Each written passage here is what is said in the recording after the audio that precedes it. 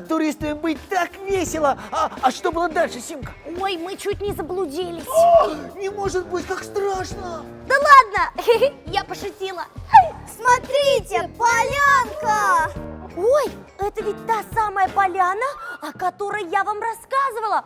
Это туризм. А что такое туризм, Симка? Ой, Нолик, я тебе все расскажу. Скорее собираемся у костра. Симка, а что ты говорила про поляну? Симка рассказывала, что она ходила в поход. И именно здесь она научилась пользоваться компасом. Сейчас я все расскажу вам по порядку. Итак, туристы, вы кое-что забыли. Что? Отдохнуть с дороги. Кстати, кто что знает о костре? Ой, костер это... Костер... Это... Огонь! Да. Верно. Обычный костер в лесу можно сделать из бревен, из хвороста и из дров. Но я не понимаю, для чего нужен костер? Костер нужен для того, чтобы приготовить еду в лесу или согреться. В лесу вечером очень прохладно. А еще огонь отпугивает насекомых и даже опасных животных. А давайте посмотрим, что у нас в рюкзаках. Ой, давайте.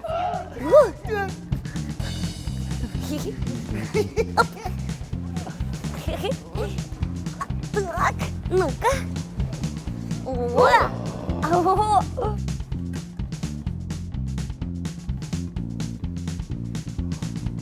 Симка, а что это такое? Это компас. Он нужен для того, чтобы ориентироваться на местности. А он поможет нам добраться до дома? Конечно. Он даже может помочь добраться до Луны. До Луны?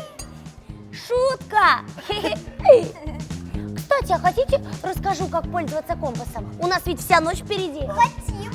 Ночь? А разве мы не пойдем домой? Что? Нолик, мы в лесу, пришли в поход. И тем более у нас такая палатка. А палатка похожа на маленький домик.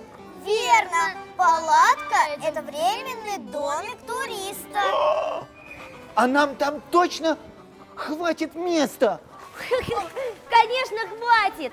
А тем более, вы же хотели услышать, что такое компас. И, кстати, я знаю столько удивительных историй. Хотите послушать? Конечно же хотим. Как же здорово быть туристом.